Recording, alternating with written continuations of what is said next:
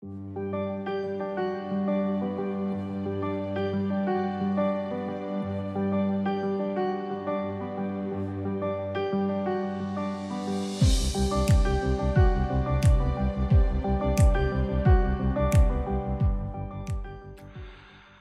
세교회 성도 여러분 안녕하세요. 조영천 목사입니다. 잘 지내시죠? 제가 앉아있는 이 예배당이 많이 그리우시죠? 저희도 여러분들과 함께 한 자리에서 또 같은 시간에 함께 말씀을 나누고 예배했던 시간들이 많이 그립습니다.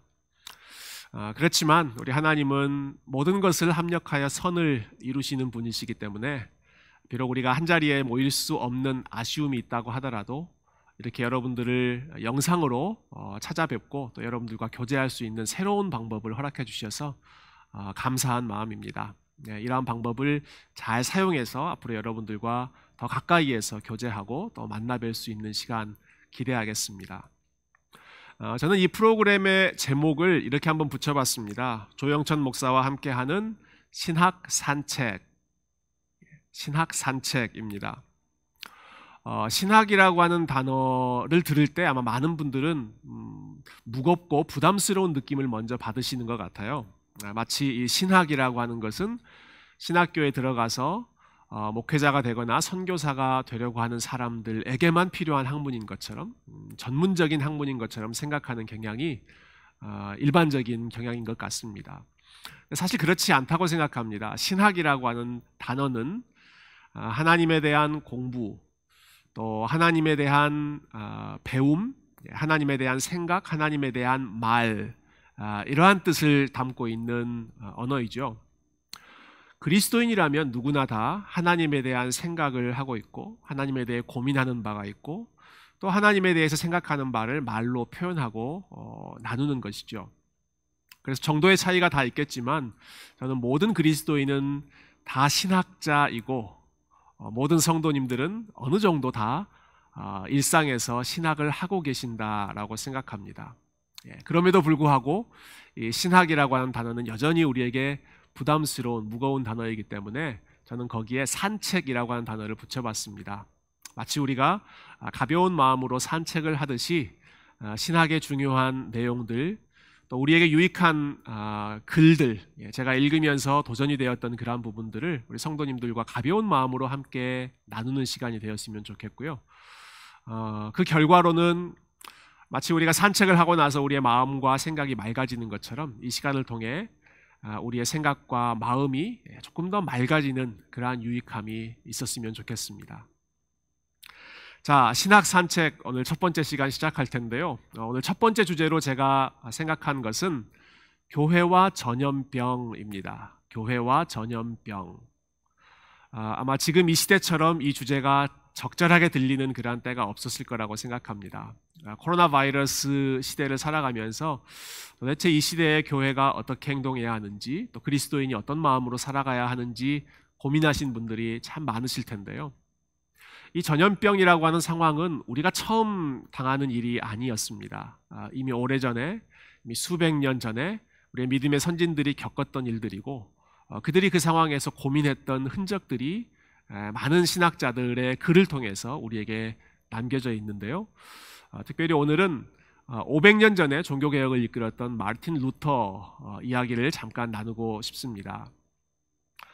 루터가 1527년에 루터가 살던 이 위텐베르그라고 하는 도시에도 전염병이 휩쓸고 갔습니다. 그래서 많은 사람들이 도대체 이 상황에 교회가 어떻게 반응해야 하는지를 고민했고 그리고 당시에 가장 유능한 신학자였던 루터에게 가르침을 달라고 요청을 많이 했습니다. 그래서 그들의 요청에 반응하는 의미로 루터가 아주 작은 논문을 발표하게 됐는데요. 그 논문의 제목이 이렇습니다.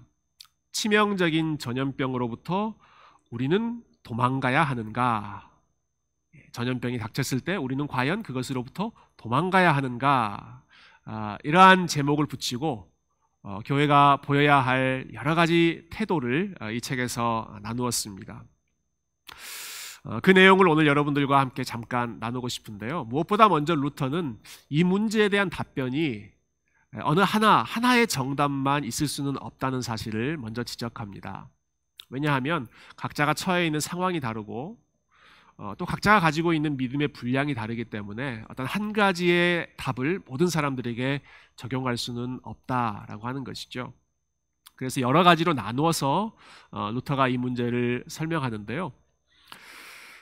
먼저 어떤 사람들은 이 전염병이라고 하는 주제에 대해서 굉장히 단호한 태도를 취할 수 있다라고 하는 부분을 먼저 언급합니다. 예를 들면 그들은 이렇게 생각하는 거죠.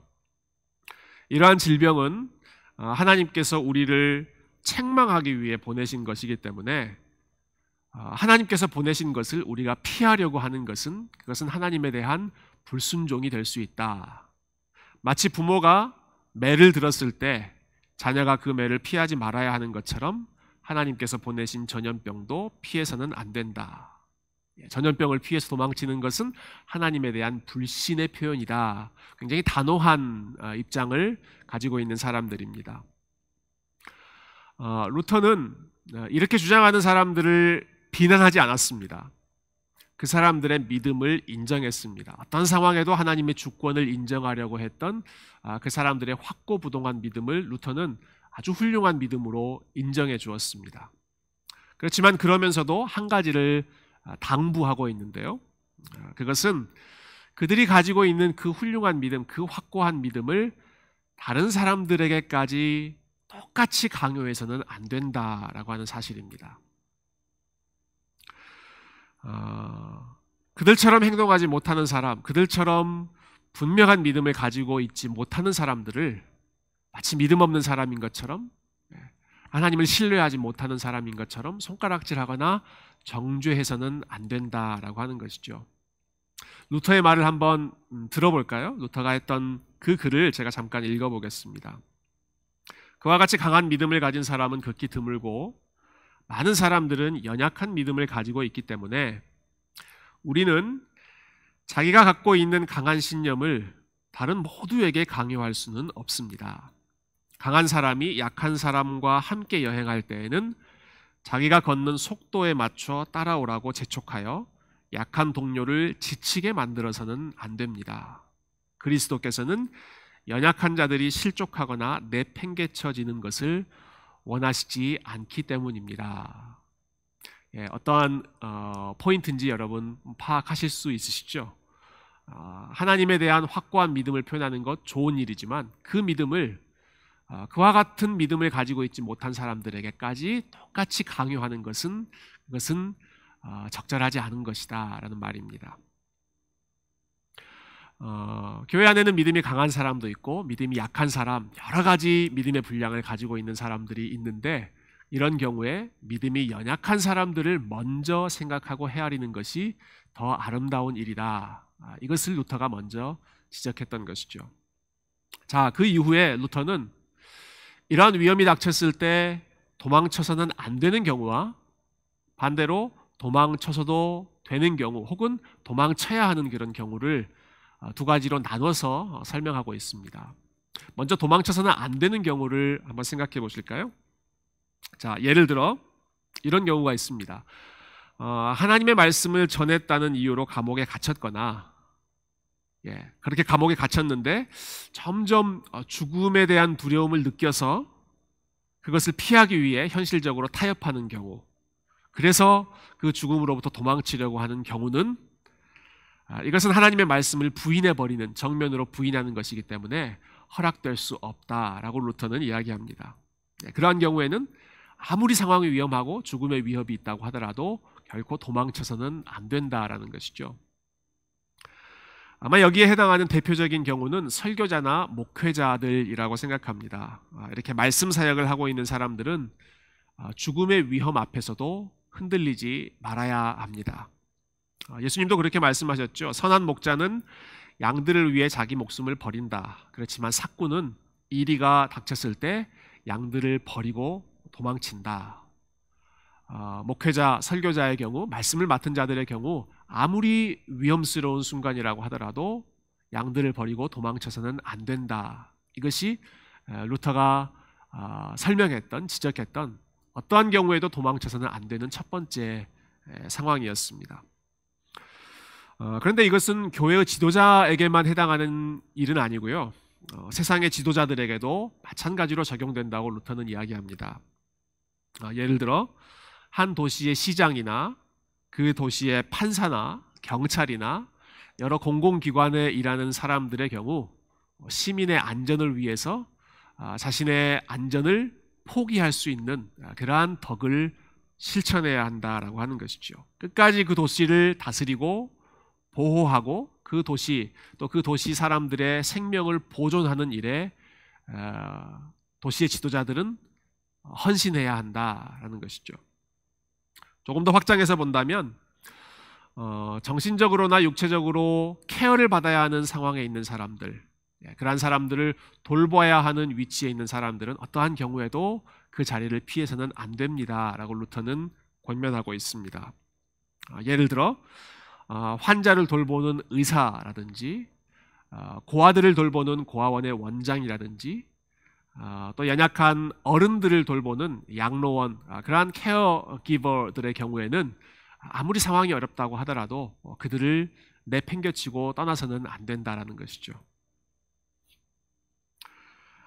즉 이렇게 위험한 상황이 닥쳤을 때 도망가서는 안 되는 사람들은 결국 이웃을 섬겨야 하는 책임을 가지고 있는 사람들이었습니다. 자신의 유익보다 연약한 이웃을 돌보는 일을 무엇보다 먼저 감당해야 하는 것이죠.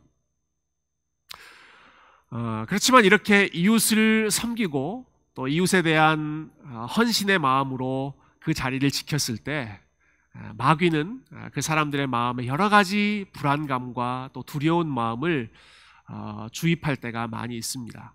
그래서 그 마음이 흔들릴 때가 한두 번이 아니겠죠. 그럴 때는 이렇게 기도하라고 루터가 권면합니다. 루터의 권면을 한번 들어보시죠. 마귀야 꺼져버려라. 네가 이 일을 싫어하기 때문에 그럴수록 나는 더더욱 나의 아픈 이웃들을 돌보는 일에 힘쓸 것이다. 나에게 두려움을 주는 너를 나는 더 이상 신경 쓰지 않겠다. 나는 내 이웃을 돕는 이 일이 하나님 보시기에 기쁜 일이라는 사실을 안다. 이 섬김을 통하여 나는 하나님의 뜻을 이루고 있고 하나님께 섬김과 순종을 드리고 있다. 네가 이 일을 싫어하고 방해할수록 나는 더 열심을 내서 기쁜 마음으로 헌신하겠다. 이 일을 내 아버지 하나님께서 명령하셨고 나의 주 예수 그리스도께서 기뻐하시는데 감히 네가 무서워서 내가 이러한 큰 기쁨을 포기하겠느냐. 루터가 권면한 이 말이 어떻게 들리시나요? 굉장히 직설적인 언어를 사용했죠. 그렇지만 본질은 우리가 잘 파악할 수 있습니다. 마귀가 아무리 우리의 마음 가운데 두려움과 불안감을 주입한다고 할지라도 이 일이 하나님께서 기뻐하시는 일이기 때문에 그 하나님을 향한 기쁨의 마음으로 두려움을 이겨야 한다라는 것이죠. 지금 이 시간도 그와 같은 마음으로 담대하게 참 어려운 이웃들을 섬기고 있는 분들이 참 많이 계십니다. 가까이에 있는 우리의 가족들을 섬기는 분들도 계시고요. 또 직접적으로 병원이나 또 너싱홈이나 여러 가지 케어링 센터에서 수고하는 그런 분들이 많이 계시는데요. 그런 분들에게 이러한 담대한 마음 주시기를 하나님께서 격려해 주시기를 우리도 마음으로 함께 응원하고 또 그런 분들을 위해서 기도하고 또 우리가 직접적으로 섬기고 있는 사람들 끝까지 우리 하나님 바라보는 마음으로 섬길 수 있도록 함께 기도하는 시간이 되었으면 좋겠습니다. 이처럼 루터는 질병에 대한 두려움과 불안감 때문에 이웃을 향한 섬김을 포기해버린다면 그것은 하나님의 명령을 거스르는 죄가 될 것이라고 경고하고 있습니다. 그런데 루터가 당부하는 것이 한 가지 더 있습니다. 이웃을 사랑하고 섬기는 것은 꼭 그들에게 가까이 다가가는 방식으로만 표현되는 것이 아니라 특별히 이 전염병이라고 하는 특수한 상황에서는 이웃으로부터 떨어지는 것 혹은 이웃으로부터 적절한 거리를 유지하는 것 또한 이웃을 사랑하고 섬기는 또 다른 방식이 된다. 저는 이 부분이 굉장히 흥미로운 부분이었고 특별히 지금 이 시대에 아주 좋은 가이드라인을 주는 그런 부분이라고 생각합니다. 어려움에 처한 이웃의 필요를 저버리는 것도 죄이지만 다른 한편에서는 이웃에게 이 병을 전염시키거나 더 추가적으로 이 상황이 확산되도록 방치하는 것도 똑같이 이웃에게 해를 끼치는 죄가 된다라고 하는 것이죠.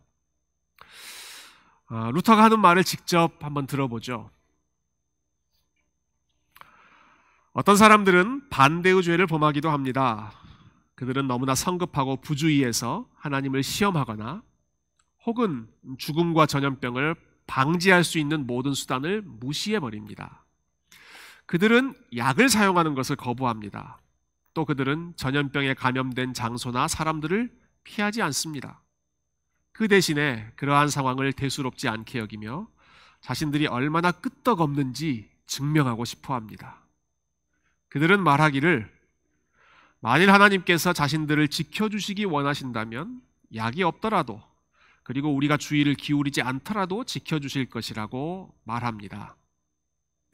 하지만 이것은 하나님을 신뢰하는 것이 아니라 도리어 하나님을 시험하는 것입니다.